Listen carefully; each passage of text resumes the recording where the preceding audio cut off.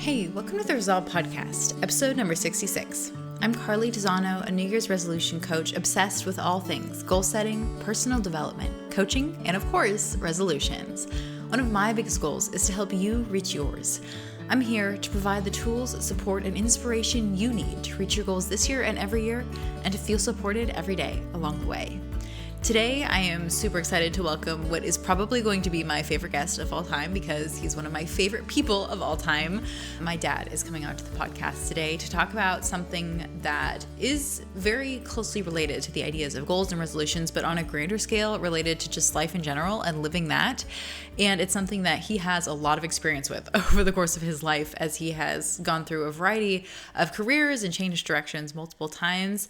And it's something that he has always encouraged me to be open with. And that's the idea of change and transition and transformation. And all of those ideas are really closely related together. And so I'm super excited to dive into that with him today and to welcome you along to our discussion. And I hope that you will internalize some of the wisdom that he has to share from his decades of experience with life and change, and that we can carry that with us as we go forward to whatever changes we may be experiencing as we enter a new year, and then, of course, throughout the rest of our lives. So without further ado, I am super excited to welcome my dad to the podcast.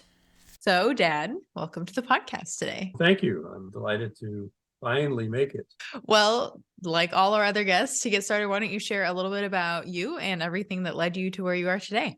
Well, that would take quite a few podcasts, I think, to go through all that. But there have been some benchmark events in my life that really have directed me, I guess. When I was 12 years old, I had a deep spiritual experience, and I had an experience where my mom got very sick, and those things were, I guess, foundational.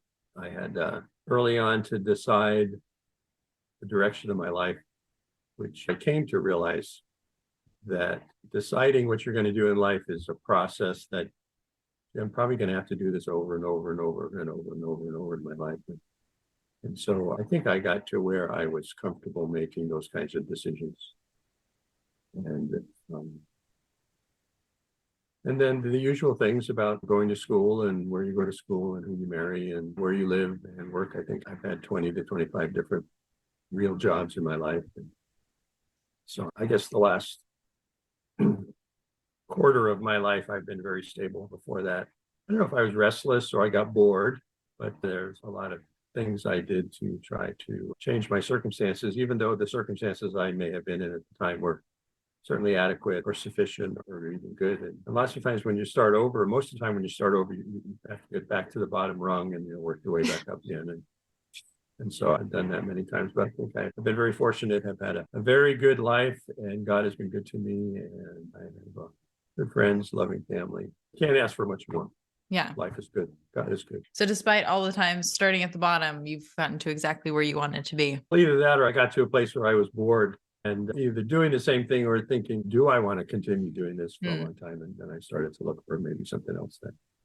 And it was a joke in my extended family. What's Richard doing now? Well, and even now, I think it's become part of the narrative of our family, just all of the fun and exciting and different things that you did over the course of your life. Or I made you guys do.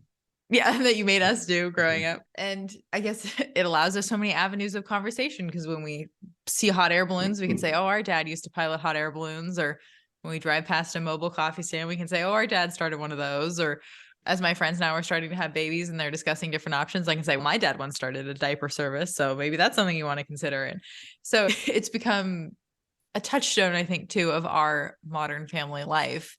And I think people, not to separate the world into two categories, but I think people either tend to fall into the category of people who do those transitions and changes well, and they are always willing or at least on the lookout for those different opportunities that might be desirable or at least an option that they could consider.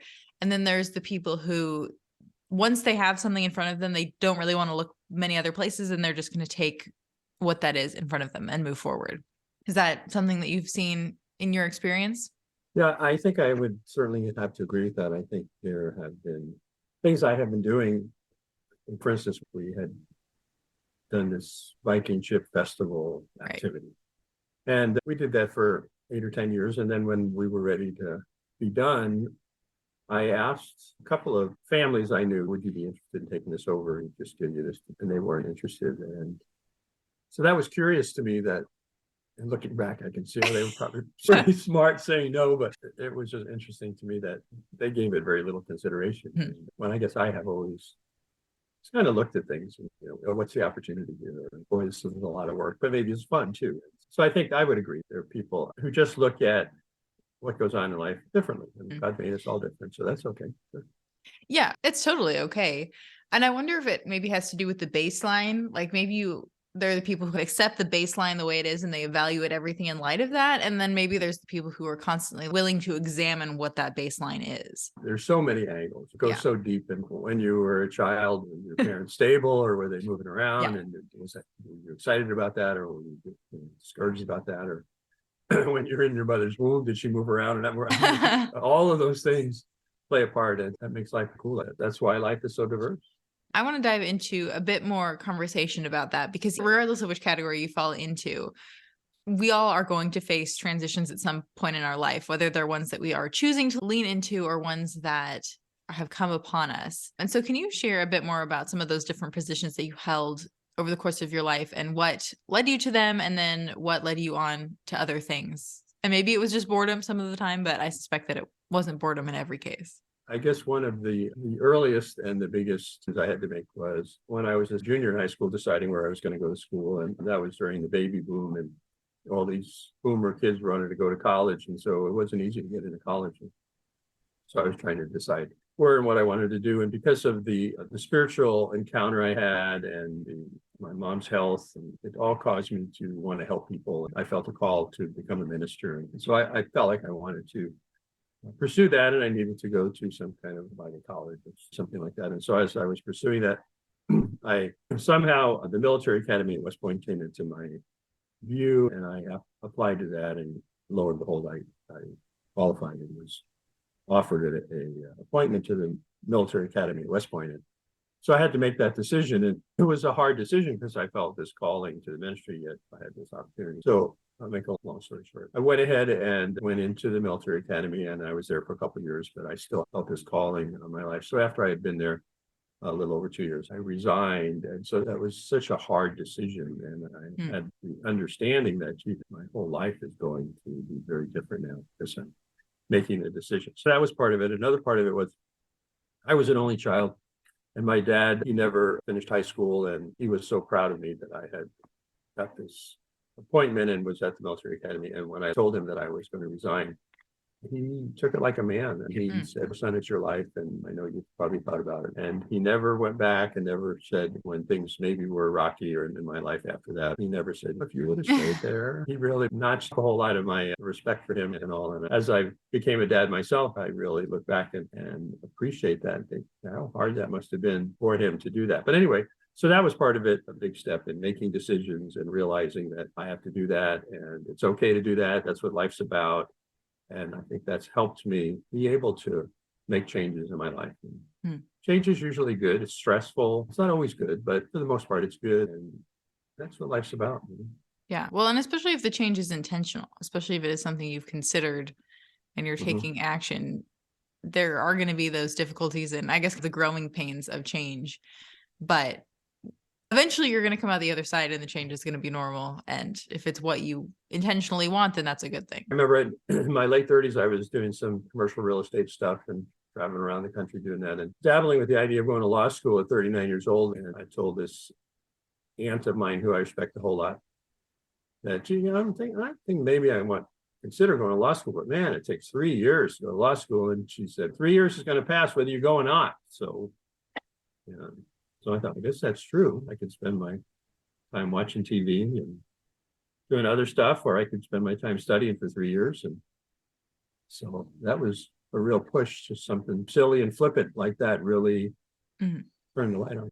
Well, and it's cool to see those different kinds of support that you've had all throughout your life and how much that has meant to you to get to where you are today. And I know that's certainly true in my life. All the different kinds of support I've had are certainly what has enabled me to do the things that I have done. And family, of course, first and foremost, but also friends and friendships. So do you have any advice or insight into, if that's not something you have, how you can develop those things? Yeah, I agree with that wholeheartedly.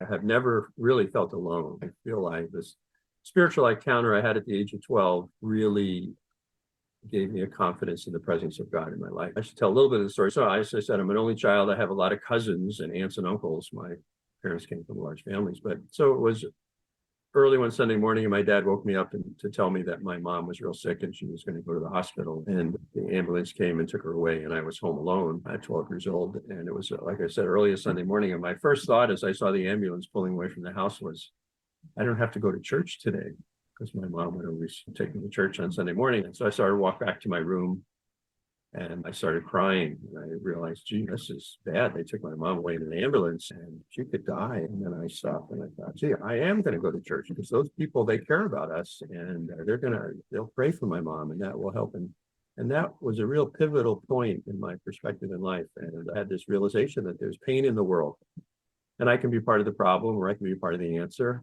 Mm-hmm. And it really redirected my whole life. And that was real meaningful. And it gave me this comfort. The Bible calls the Holy Spirit the comforter. And I always had this sense of going through life that God cared for me. And even when I did some foolish things and I was down on myself and I thought, oh man, you didn't get that, or why did you do that? I always had a peace knowing that Jesus loved me and God was on my side, and it was all going to be okay. Yeah, I think certainly having that spiritual support there in our lives has been crucial, and the communities that come along with that. Exactly. I just say that, but puts you in a community of people who, for the most part, are caring people and want to help you or pray with you, and give you opportunities to work together and help other people. And there's a lot of gratification and satisfaction that comes with that. And that's certainly been a big motivation in my life, that I learned taking care of my mom. It was very gratifying to be able to help her through life. And I think that touches on another important point too, that the focus, even as we talk about our own lives and our own decisions and our own direction and our own changes and transitions and all of that, oftentimes so little of it is really directed towards ourselves. Like you were talking about, even when you were at West Point, you felt this calling to go in another direction. And ultimately that direction was going to lead you to a position where you could really tangibly help people. And as I reflect on a lot of other transitions and opportunities and jobs that you pursued throughout your life, and even just other opportunities like Viking ships, oftentimes the choice or the decision to pursue those things really had very little to do with you and much more to do with the people that you could help, or the community that you could grow closer to, or the lessons that you could teach or learn in that position. And I think that focus or perspective can be particularly beneficial, because it does shift it so much from how exactly am I feeling in this moment, or about this change, or all of the effort I'm going to have to put into making this transition. And when it's focused on something else, anything else, or at least just not on us and our thoughts and our feelings, just I think in a position for a much smoother transition as you are moving into whatever that is that does align with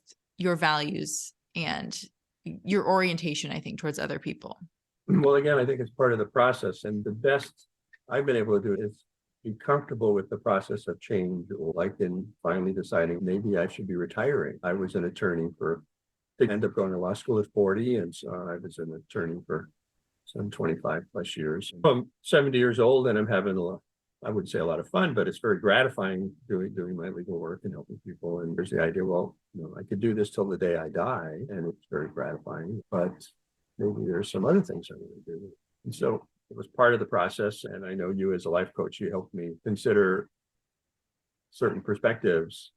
And that was very helpful, because I practice in the area of elder law. So I helped a lot of people as they considered retirement, not only do their estate plans, but to figure out, can they retire and should they, and as far from the financial perspective and the emotional perspective. And so I helped hundreds and hundreds of people do that, work through that process. But when it came to myself, it was very difficult to be black and white. And so you were very helpful in helping me navigate that. But again, it was a decision you have to make, whether it's what's my first job going to be out of high school, or what's my first activity going to be after I retire. It's that process.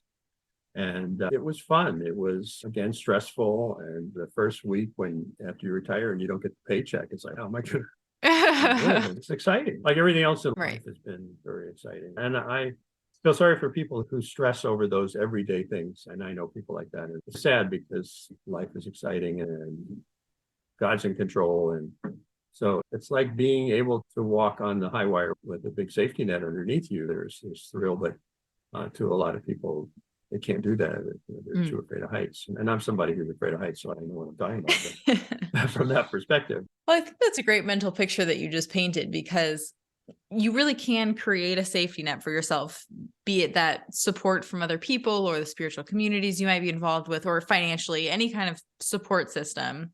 And that really can give you the security that you need to make those other choices in your life. But I think that you're totally right too, that it's a skill to learn how to do transitions and how to make change and how to navigate that, and to identify what it is you want to go after, how to close up shop where you are now, how to smoothly make that transition into something new. So just like the person can't probably walk perfectly across the high wire the first time, it is a skill still that you can develop and work on. And if you've also worked on cultivating that safety net, then there really is nothing to fear there, or at least that fear will probably diminish as you grow in your skill and ability in that area. Right. It should be. So when my mom did pass away, it was my dad and I, and we looked after each other. And I looked at my dad, and I wish I was as accepting of him as he was of me. But I was thinking to myself, well, gee, Dad, your life would be so much better if you would just do this. Because he had this routine he would do. And so I would go out of my way to try to, from my perspective, he went through life with this heavy backpack on his back, and he was comfortable with the weight of the backpack. And I would try to sneak behind him and grab one of the rocks out of his backpack and lighten his load in life. And you know what? While I'm doing that, I turn around and look back after I put the rock down, and I see him picking up another rock and putting it back in, because he's comfortable with this weight going through life. And it's easy to look at people and say, gee, their life would be so much better if, but sure, people look at me and say, gee, life would be better if you do this. And maybe that's one thing I've appreciated about your help, which you were pretty frank. And there were many questions you asked me that just caused me to be realistic. And, you know, in my practice, I always had a lot of deep respect for people as they age. You go through these stages of aging. And at some point, you need maybe just to move into a house that requires less work. You can't mow the 2 acres anymore or whatever. And I always had a lot of respect for the people who could make that decision and say, okay, we're going to downsize now, or we're going to move into the assisted living. Because from my perspective was, you don't do that, at some point you're going to fall off the lawnmower and you're going to end up in the nursing home. So if you can make those little steps in life and see what's coming down the pike and embrace it, like, you're making the most of life. Right. Well, and you're taking the control back into your own hands. You're not turning a blind eye to those changes that are coming at you anyway and saying, I'm just going to ignore those. You're instead doing it of your own initiative and recognizing there is a need for change to occur here. And so I'm going to make it in my way and on my terms, instead of just waiting for the inevitable, maybe, hopefully not, but probably to happen. And then you've skipped all of the steps that you were in control over. And then the change is just being forced upon you from the outside. Right. And by definition, change means more work than I'm doing now. If I keep doing what I'm doing now, I have this little rut I'm in. But if I'm going to make a change, I got to start digging in a different direction. And so that's more work. And so it's easy not to do that.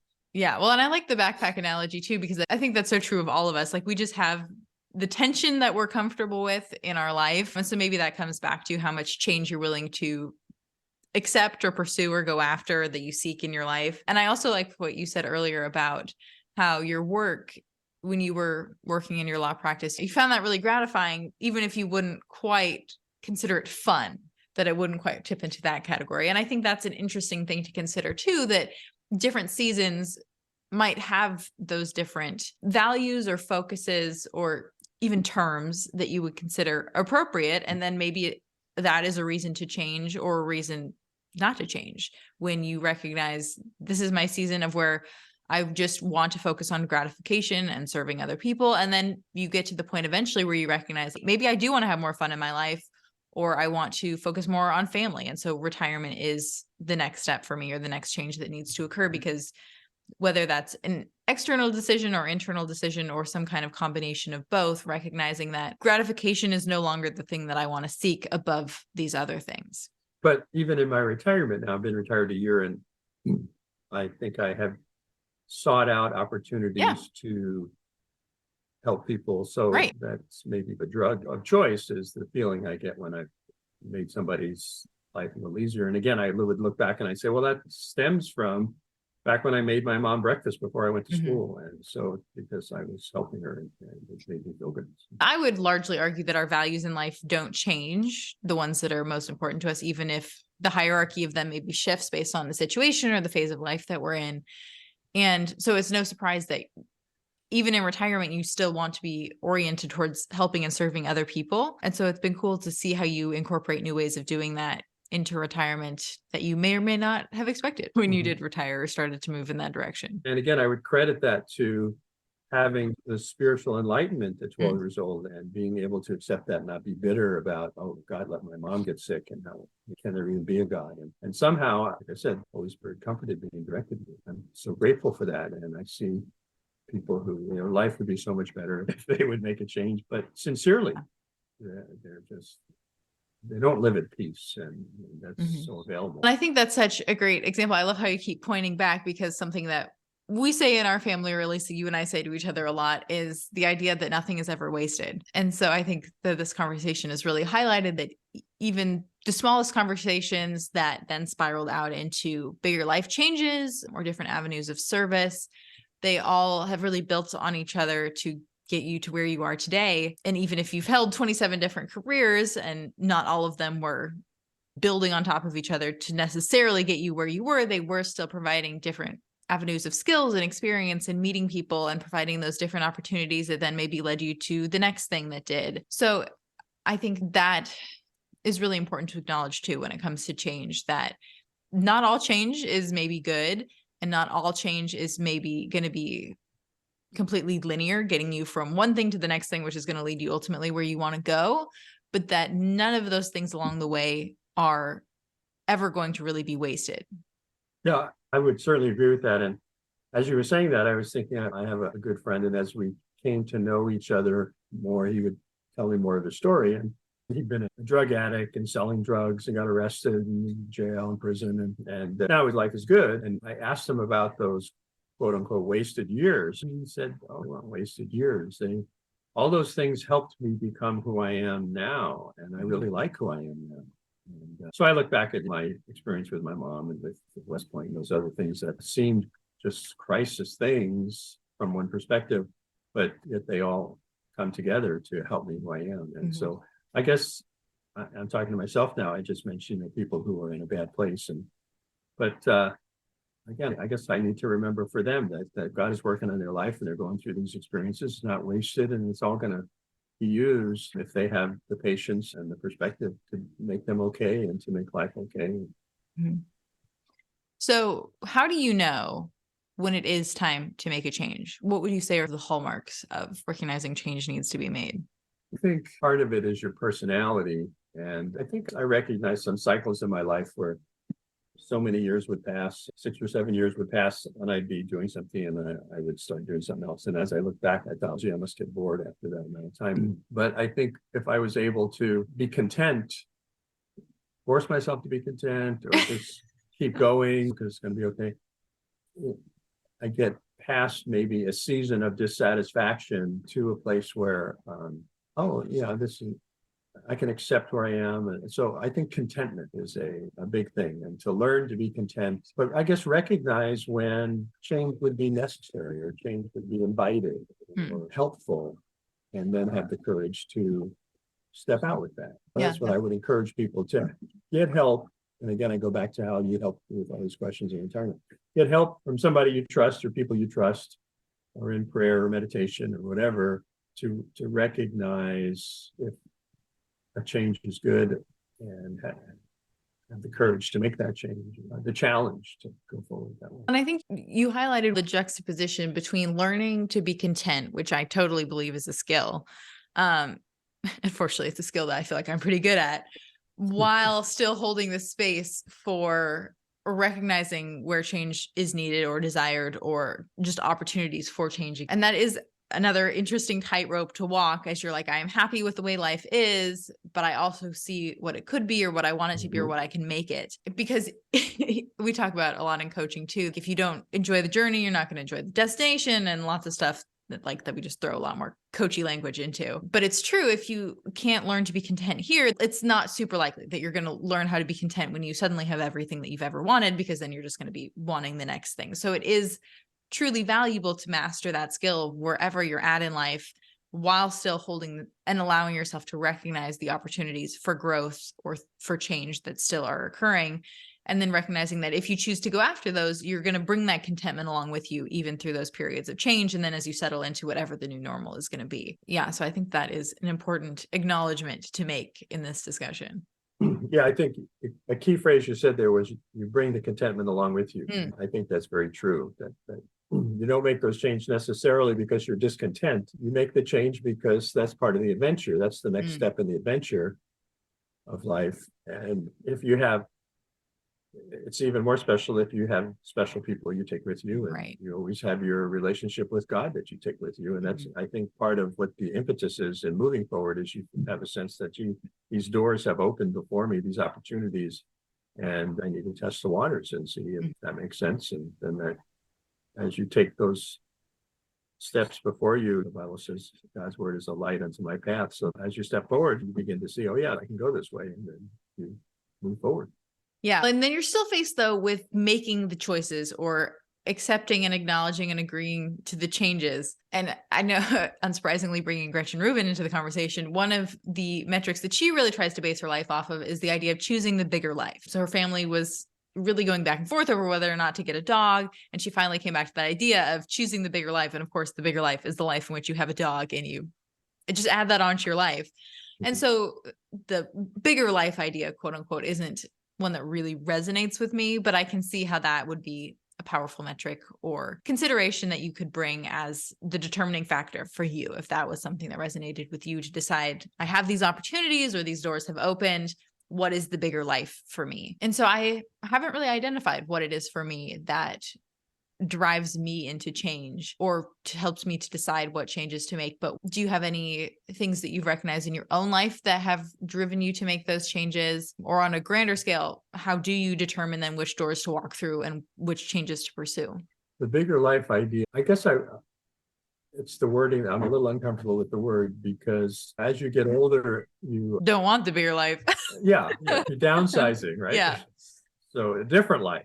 Choose the right size life. Or a fuller life, maybe a fuller life. And no, because I guess I'm struggling with the wording on just how to characterize that, but certainly a fulfilling life, maybe, or your own life, just own your life. And that's not, and you have to be patient. I think sometimes we jump because we're anxious as to, are we really content? We wait for the discontent. Again, I come back to the content, if you can recognize that, I can be content where I am, but it would be maybe a good thing to test this out and look and go this direction and try this out, and then be willing to make the change, even though you don't necessarily have to. Or that's another thing I talk to folks about, is you can decide to downsize or go to assisted living or whatever now, then you're not being forced to make a decision in a crisis. Not that God doesn't use the crises as well, but it's a lot less stressful if you're intentional in your life and willing to take the extra energy to get past the rut of where you're in, if it makes sense to be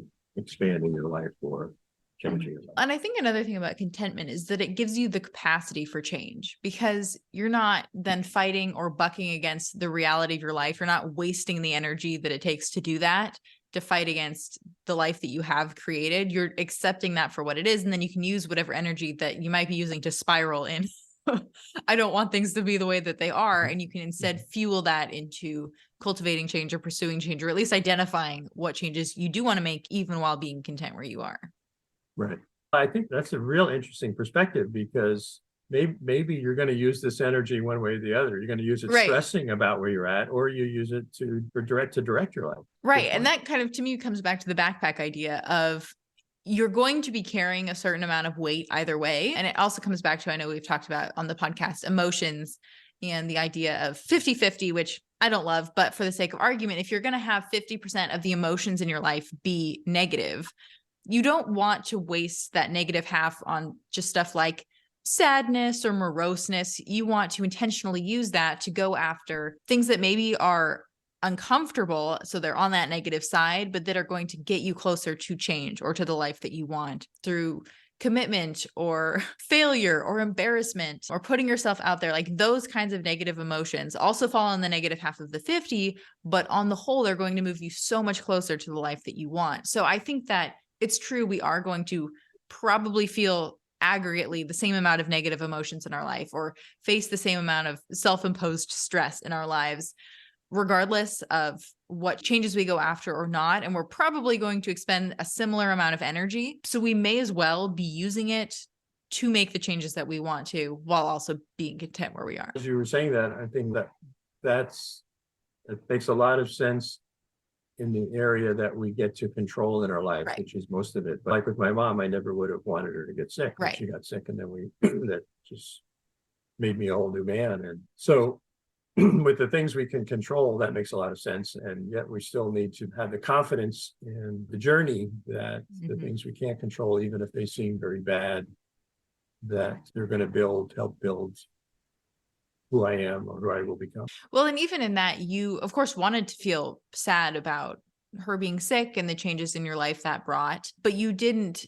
stay in that. You also leaned into those uncomfortable emotions of figuring out what it was like to then live life with her illness and the changes that you all needed to make to give her the best life possible. And so that you could also still live your life and spend time with her and get her out of the house. So you still leaned into other aspects of probably not all positive emotions to make that happen.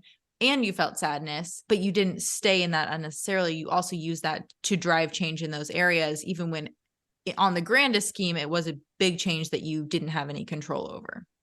I have a relative who the same thing happened to her dad. And so he got sick. And so her response was just the other direction. She was very angry and very upset. And that this was happening to him and that it was happening to her life, and just went out very badly. I don't know. As you talked about at the beginning, accepting change is a skill, and going through change, whether self-imposed or not, is a skill.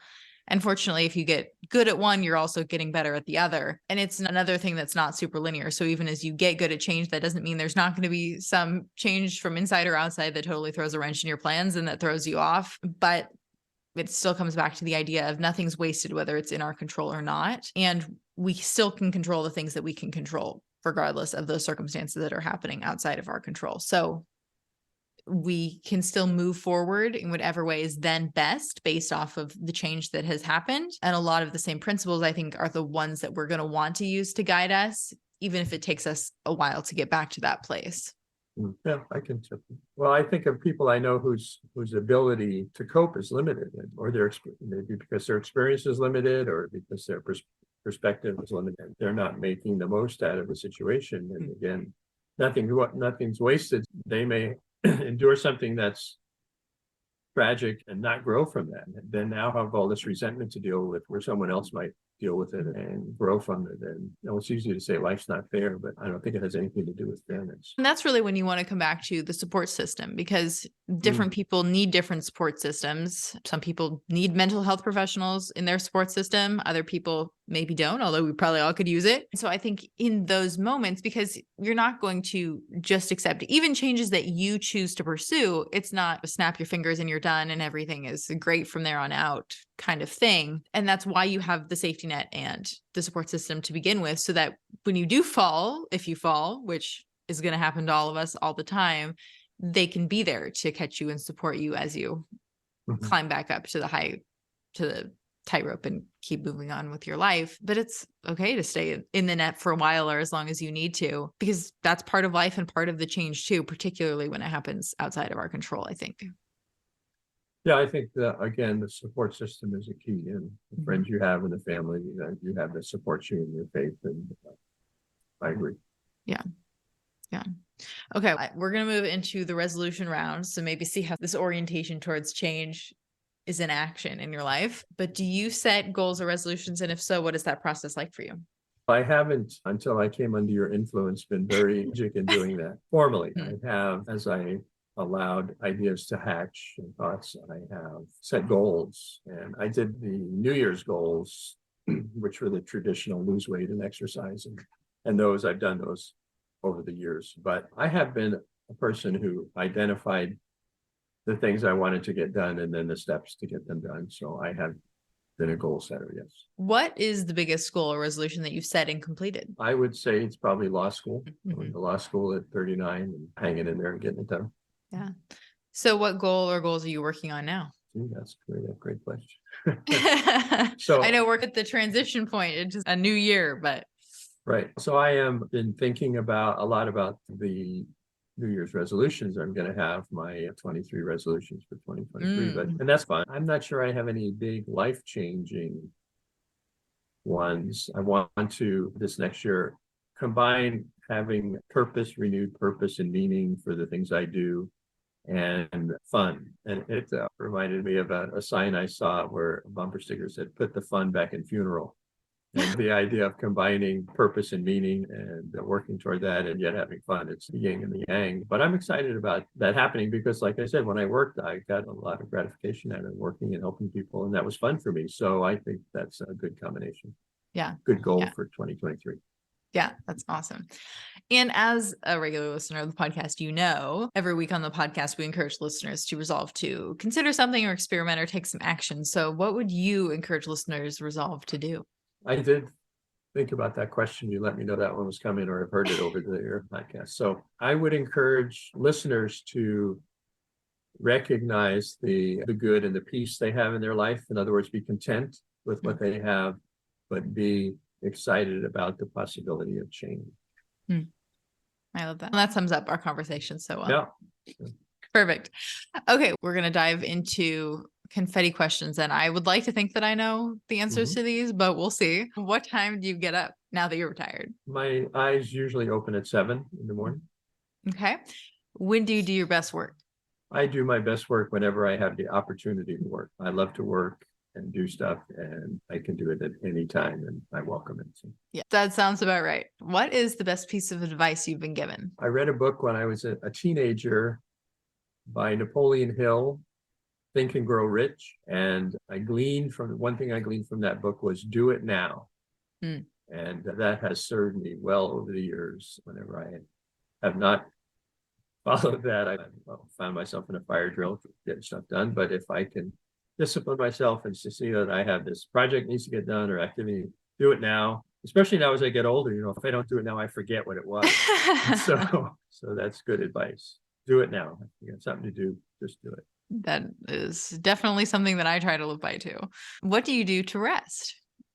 Rest in the conventional term of rest where you lay down, take it easy. I don't do that. So I do find myself sitting in front of the TV in the evenings more so than I would like. It's a couple hours and I sometimes feel guilty about that wasted time. So that's rest in one sense. When I do get up in the mornings, and some mornings are earlier than 7, and I can just be alone and meditate, be alone with the Lord and the scripture.